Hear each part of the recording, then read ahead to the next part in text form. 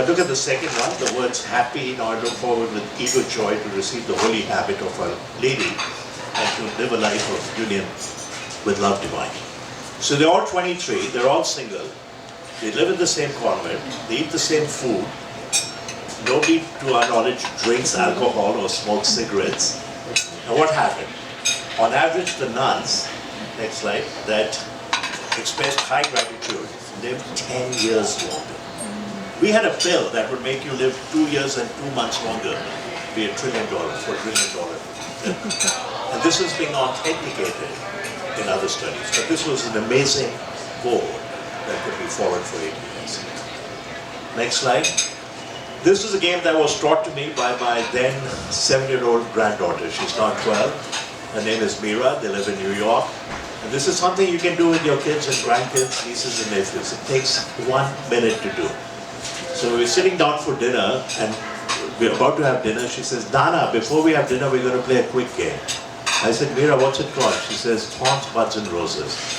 I said, I don't understand. She said, I'll explain. She says, my thorn for today is my cousin was coming for a play date, but her father got busy and she couldn't come. Thorn. My bud is she's coming tomorrow, right? It's going to blossom tomorrow. And my roses are, you took us this morning for breakfast, then you took me to Barnes & Nobles, you got me 3 books, and Nana, after dinner, you're going to tell us some amazing stories. You're a pretty good storyteller, right? So it finished with roses, which is positive. Now what's unique here is that the ratio of positivity to negativity has to be at least 3 to 1. Next slide. This is called the Losada ratio.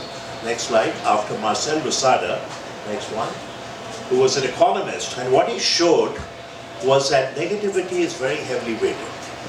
If I say something negative to Naveen, I now have to say 3 positive things simply to neutralize it. But I'm told if I say something negative to my wife Amita, I have to say 6 positive things to neutralize it. If she lets me, right? So this ratio is shown, that's good, next slide. Schematically here, if it's 1 to 1, it's danger zone. 3 to 6, you flourish. Doesn't matter if you're college students, nursing home residents, business teams, managers, leaders. Now interestingly, the danger is also 11. 11 positive to negative. And I can only hypothesize, these are people who are manic, they haven't been diagnosed and treated yet. That's why they're in the danger zone. Next slide. So ancient reflections, emerging science. Cicero, gratitude is not only the greatest of virtues, but the parent of all others. G.K. Chesterton, I would maintain that thanks are the highest form of thought. Gratitude is happiness governed by wonder. But my favorite is Goethe, who once said, to speak gratitude is courteous and pleasant, to enact it is generous and noble, but to live it is to touch it. Now one of the easiest ways for us to be happy is to start a gratitude journal. Every Sunday, as you're reflecting on the week ahead of you, look back on the preceding 7 days and write down what you're grateful for. Next slide. There is a happiness formula. This is based on the study of monozygotic twins and compared to non-identical twins. What it says is that 50% of our happiness is genetic. It's a set point. Only 10%, this is pretty astounding, living conditions. As long as you have a roof and running water, whether you live in a huge mansion in Beverly Hills or the slums of Calcutta or the shanty towns of Joburg. And 40% is voluntary action. What you can do to make others happy. Mentoring, nurturing, non-profit, foundations, things of that sort. But even this 50% is fluid and dynamic, right? Next slide. So we know that exercise is as good as any of the antidepressants in treating depression if you can motivate your patient. No side effects. Behavioral cognitive therapy. Meditation. But most importantly, gratitude. So Robert Emmons is considered the father of modern positive psychology, written a simple paperback, thanks. He talks about his research, randomized study. People told to jot down 3 or 4 things randomly that they did that day. The other group, 3 or 4 things they're grateful for. At the end of 6 weeks, the happiness quotient, happiness set point has improved by an astounding 25%. Next slide. Some of the top companies, yeah, sure. So are you saying that just by jotting down that you have gratitude for, that it's going to increase happiness? Yes. It's that simple? It's that simple. It's a superpower. Gratitude is the most potent, powerful thing you can do. And Just do it. How long Within do you 6 have to weeks, write within 4 weeks. You will notice it, you will feel it, your friends will feel it, your family will feel it, your colleagues at work will feel it. It's really remarkable. Now look at this, how social recognition, the power of thanks. Some years ago, Google decided to take its top employees to Costa Rica for an all-paid vacation. So bring your significant other. They went to national forests, they went to bird sanctuaries, they played golf, they went to the beach. It cost Google $18,000 per person. Previous years, they'd given them a bonus of $50,000 to $100,000. They were asked, which one would you prefer in future years? And the overwhelming majority said, what we just did in Costa Rica. They forged new friendships. They met people they had met only by email. They had a great time in Costa Rica. By the way, it's the only country in the world that doesn't have a military. Oscar Arias, a Brighton ruler, Nobel laureate, he said, no one's going to attack us. We're not attacking anyone. We're going to invest in ecology and forests and tourism and coffee and so on. Next slide. Viktor Frankl, Holocaust survivor. If you have not read his book, I urge you to read it. If you've read it, I urge you to read it again. I read it every year. Man's Search for Meaning. He wrote that book in 9 days. Pretty amazing. 9 days. He once said, happiness cannot be pursued. It must ensue as the unintended side effect of dedication to a cause greater than yourself. Beautiful saying. Next slide. Albert Schweitzer, success is not the key to happiness. Happiness is the key to success. Next slide. Thich Nhat Hanh was a keynote speaker for us at a Harvard Medical School CME course. Vietnamese monk. He's now on his last legs. He's dying. He's in his late 80s. When Martin Luther King Jr. met him decades ago, he was so impressed, he nominated him for the Nobel Peace Prize. He has the most beautiful, simple sayings.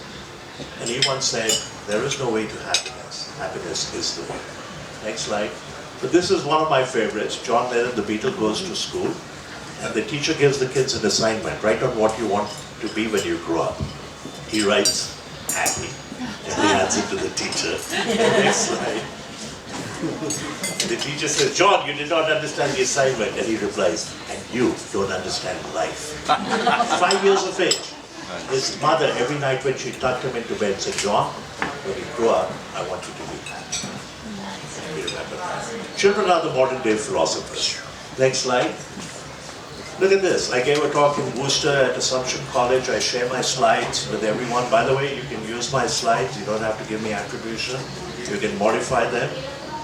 I call it copy left. Alright, so I did that, and one of the deans wrote to me 5 days later, Dr. Chopra, loved your talk, went over it with my husband, but I took your cue and asked my 5-year-old daughter, what is happiness? And my daughter immediately responded, Mommy, happiness is when the heart feels bigger. Wow, what a definition. This is a 3-year-old, he's actually turning 3 in 2 months. He's the son of the surgical program director at the BI. And we met for coffee. I gave surgical grand-rounds on this topic. He said, you know, Sanjiv, I asked my son, what makes you happy? He said, Daddy, I'm most happy when I'm sharing my toys with my friends.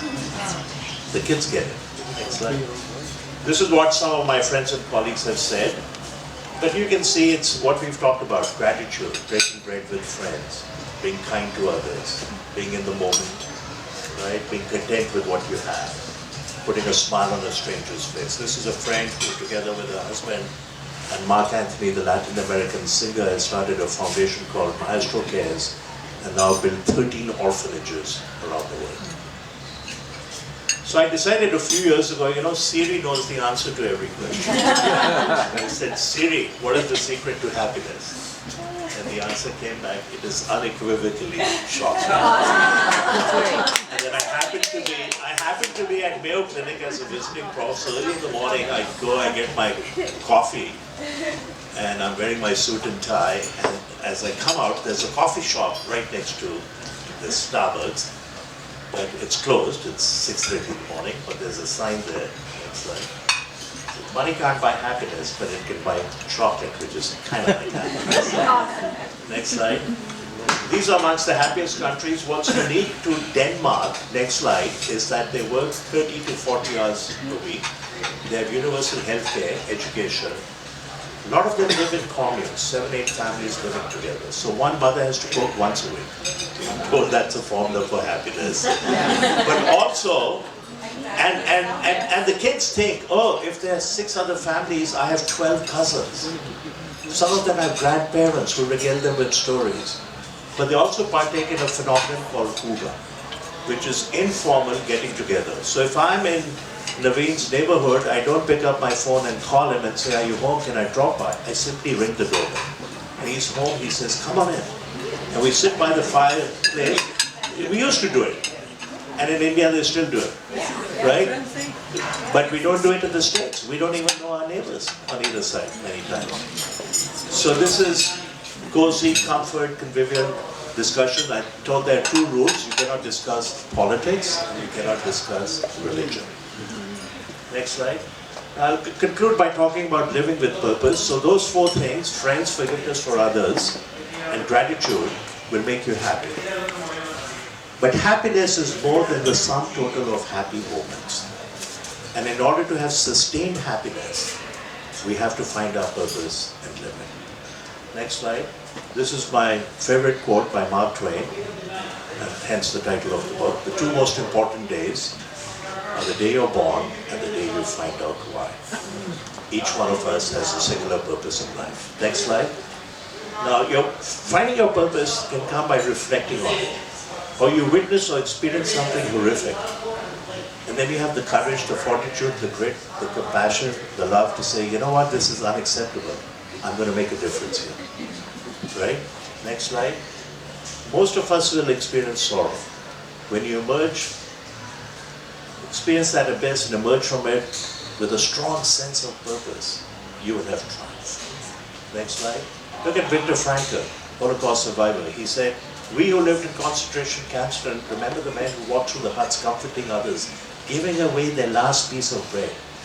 They may have been few in number, but they offer sufficient proof that everything can be taken from man, but the last of the human freedoms, the ability to exercise one's choice.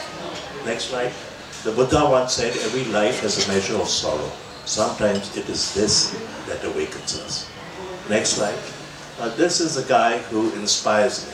He is my hero, he's my mentor, I'm happy to call him my friend. I met him at Kellogg in Chicago, Illinois, at a leadership course 10 years ago. He's from the country Columbia. He's a national hero, hence the term Papa Jaime. His name is Jaime Aromelo. He's 69 years of age. 42 years ago, at age 27, he's standing at the street corner, and across the street there's a sewer. And these orphans live in this underground